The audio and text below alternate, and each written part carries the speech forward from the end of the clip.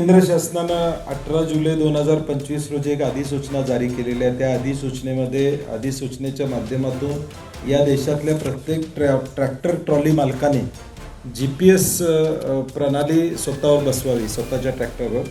VLTD या vehicle location tracking device हे बसवावं अशी अधिसूचना काढलेली आहे. त्याचबरोबर ब्लॅक बॉक्स म्हणजे याचा EDR म्हणजे त्या ट्रॅक्टर ट्रॉलीचा एकूण सगळं काय काय झालं याची माहिती असणारं EDR म्हणजे तो बसवावा अशी सूचना केलेली आहे. आणि ट्रॉली आणि नवीन कपलिंग बसवावे अशा पद्धतीच्या 2-3 गोष्टी कराव्यात अशी एक अधिसूचना काढलेली आहे 18 जुलैला. त्याच्यावर सजेशन ऑब्जेक्शन केंद्र शासनानं मागितलेलं आहे. 18 ऑगस्टपर्यंत शेतकऱ्यांनी ईमेल लिंक आम्ही सोशल मीडियावर व्हायरल करतोय.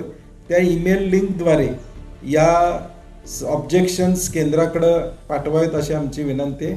आणि केंद्राला देखील विनंती आहे की हा गरज नसलेला कायदा लागू करू नये. त्यांनी सजेशन ऑब्जेक्शन मागितलेलं आहे, त्याला शेतकरी म्हणून आमचं ऑब्जेक्शन आहे.